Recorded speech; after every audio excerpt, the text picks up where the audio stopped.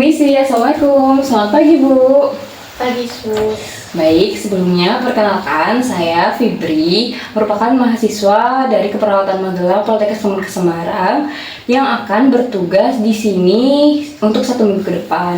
Nah, hari ini saya akan shift dari pagi ini sampai siang nanti dan akan mendampingi Ibu serta membersamai Ibu. Nah, kalau boleh tahu, ini dengan Ibu siapa?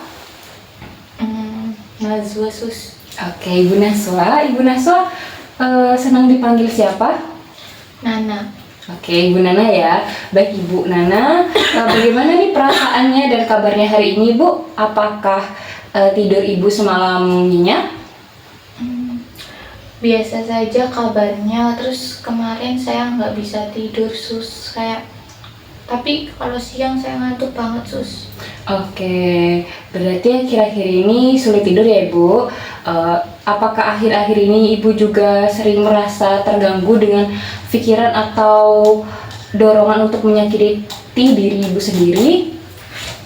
Iya, Sus. Dari kemarin-kemarin saya suka menyakiti diri saya sendiri, Sus. Oke, kalau boleh saya tahu, bolehkah saya melihat pergelangan tangan Ibu? Untuk apa, Sus? Saya hanya ingin memastikan apakah Ibu pernah melakukan percobaan untuk bunuh diri atau menyakiti diri Ibu sendiri. Tidak ada, Sus. Oke, baik, tidak apa-apa jika Ibu belum mau terbuka dengan saya. Kita pelan-pelan saja ya, Ibu. Nah, kemudian Ibu, kalau boleh saya tahu, biasanya apa yang Ibu lakukan kalau misalkan pikiran atau dorongan itu muncul untuk menyakiti diri Ibu sendiri? Ya saya mengikutinya lah, Sus. Kan itu kan dari diri saya sendiri. Jadi misal ada yang saya dengar kayak, coba kamu ambil pisau terus potong jari kamu. Ya saya ikutin lah, itu kan dari diri saya sendiri. Oke, baik, berarti sebelumnya Ibu belum tahu ya bagaimana cara mengendalikannya. Ya kan tinggal ikutin, Sus. Oke, baik Ibu, tidak apa-apa. Jadi pada pertemuan kali ini kita akan berbincang-bincang terkait bagaimana cara Ibu mengendalikan dorongan menyakiti diri sendiri itu dan bunuh diri. Nah, tujuannya ini Ibu agar Ibu nanti dapat mengenali benda berbahaya dan mengetahui cara mengendalikan dorongan tersebut.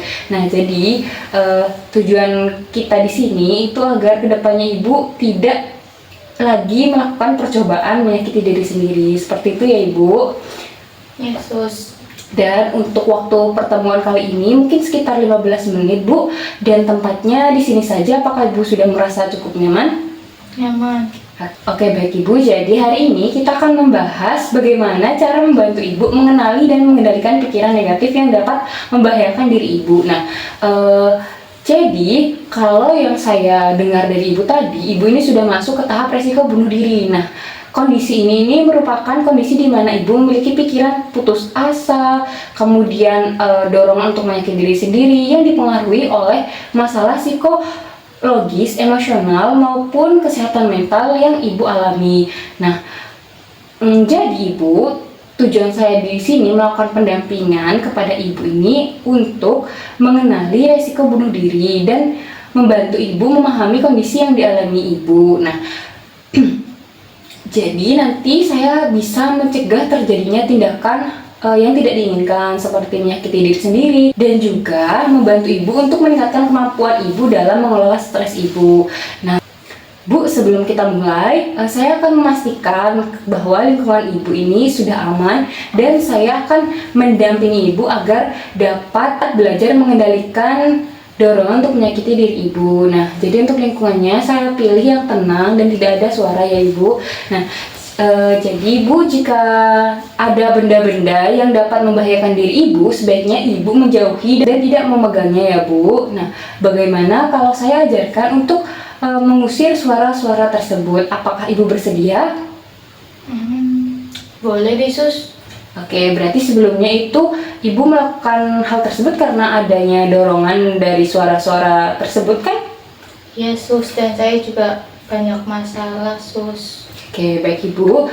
Nanti jika suara itu muncul, Bu, Ibu itu dapat menutup telinga ibu dan melakukan dan mengatakan dengan keras, jauhi saya, pergi kamu itu palsu, pergi.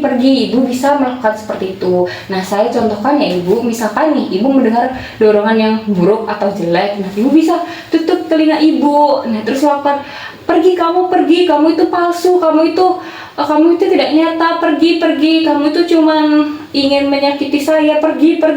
Nah, seperti itu ibu, karena emang dorongan pikiran-pikiran yang ibu dengar itu tidak nyata, itu karena adanya emosional dan mental ibu yang sedang tidak baik-baik saja. Seperti itu ibu, apakah ibu mengerti?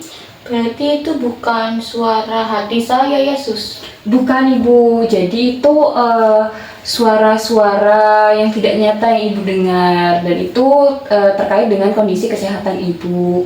Oh seperti itu Sus. Ya, apakah boleh ibu selanjutnya ibu mempraktekannya? Seperti tadi Sus, Ya. menutup telinga. Ya benar.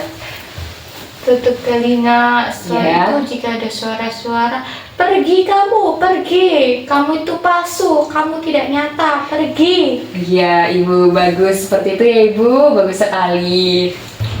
Nah, dengan cara ini ibu itu nanti dapat lebih mampu mengendalikan suara-suara tersebut sehingga dorongan untuk menyakiti diri ibu bisa berkurang. Nah, bagaimana nih ibu perasaannya setelah melakukan teknik yang saya ajarkan barusan?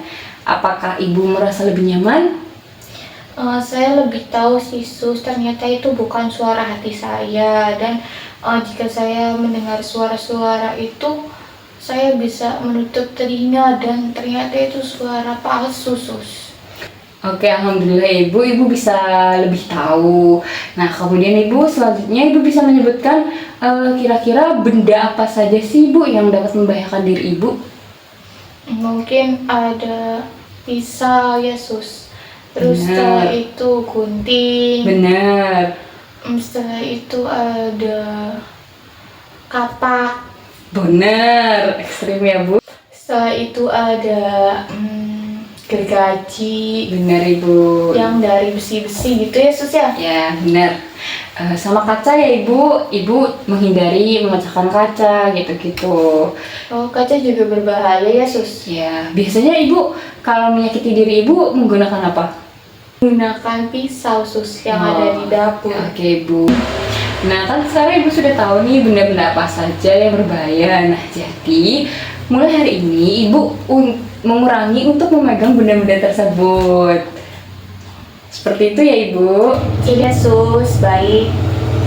Nah baik ibu, selama kita belum bertemu lagi ibu, jika nanti ibu mendengar suara-suara yang mendorong menyakiti diri ibu itu muncul lagi, nanti ibu bisa lakukan cara yang sudah kita pelajari tadi ya bu. Iya Sus. Oke, baik Ibu. Untuk sesi kali ini mungkin cukup sekian saja Ibu, dan untuk pertemuan berikutnya kita akan membahas tentang cara berpikir positif atau memberikan afirmasi positif terhadap diri Ibu sendiri dan bagaimana menghargai diri Ibu sebagai individu yang berguna. Nah, seperti itu ya Ibu, dan untuk besok kita akan bertemu pada pukul 9 dan tempatnya di sini saja. Apakah Ibu bersedia? Sedia Sus. Oke, baik Ibu. Kalau begitu saya pamit terlebih dahulu. Terima kasih banyak ya Ibu atas kerjasamanya. Semoga malam ini tidur Ibu lumayan nyenyak dari sebelumnya. Mari ya Ibu. Terima kasih Sus. Bersama-sama.